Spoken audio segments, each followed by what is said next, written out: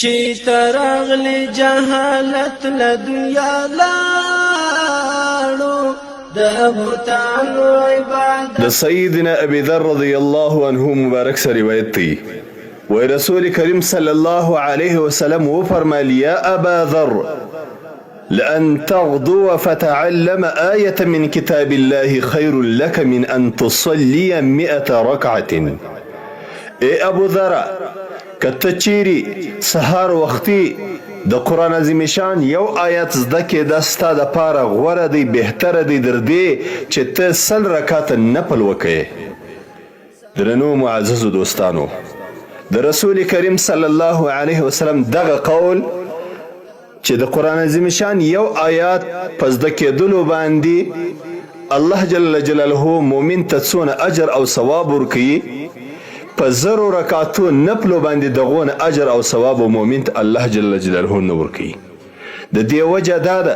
چې کله د یو مؤمن قرآن عظیم شان زده وي د قرآن عظیم شان آیاتونه صحیح زده وي نو د دغه مؤمن چې دی د الله تبارک وتعالی یو عظیم او لوی عبادت کوي چې هغه لمونځ دی په هغه لمانځه کې یو مهم رکن هغه د قرآن عظیم شان قرات دی نو د دبه الحمدلله زدوي سورت فاتحه به زدوي او دغه رقم د قرآن عظیم شان یو بل سورت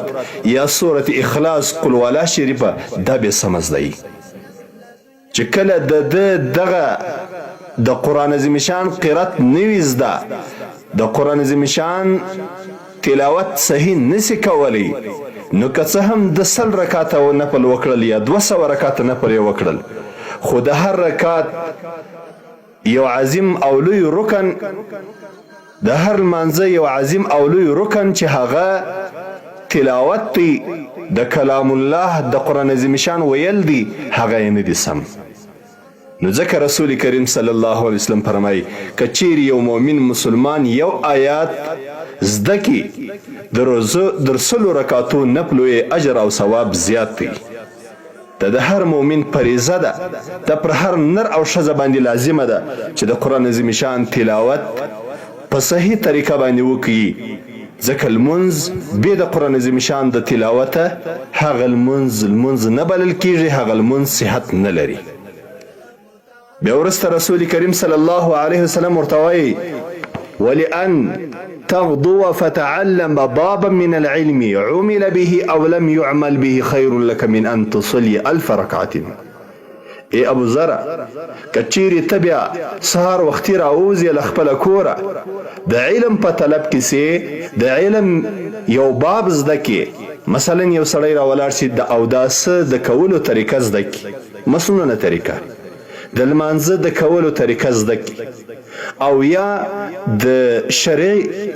د اسلامی علومو یو بل باب زده کې یو مهم باب یو دا زده کې رسول کریم صلی الله علیه وسلم وای د دغه انسان د پاره دغه یو باب د علم زده کول که څه هم د عمل ور باندې وکي کې نه ور باندې وکي دا غوړه دی د پاره در دی چې د 100 رکعات نفل وکي. دا قول د رسول کریم صلی الله علیه وسلم د چا د پاره دی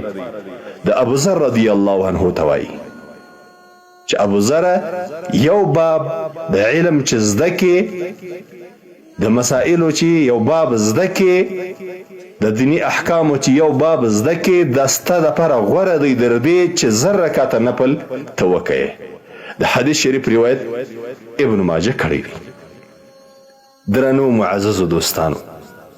الله جل جلاله وهغه انسانانو ته چې ته الله علم ورکړي نو الله تبارک وتعالى په یو لوی او عظیم نعمت باندې ونازول.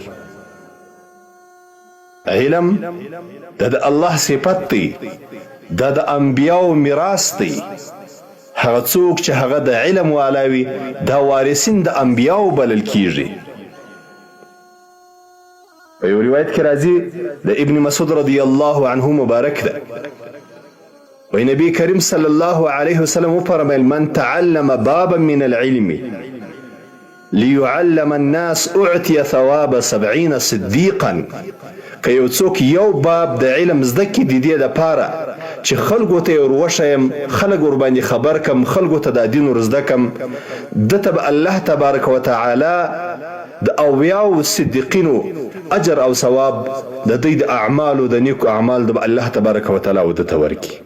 الله جل جلاله دې موږ په حقاني علماو کې حساب کې او الله تبارک وتعالى دې د دین د احکامو د شرع د مسائلو سره محبت پیدا کړي چې د الله دین په اخلاص دکو او الله رزق راضي سي. ایمان سره اوچت له دنیا لاړو د بوتانو عبادت له دنیا لاړو که ایمان سره اوچت له دنیا لاړو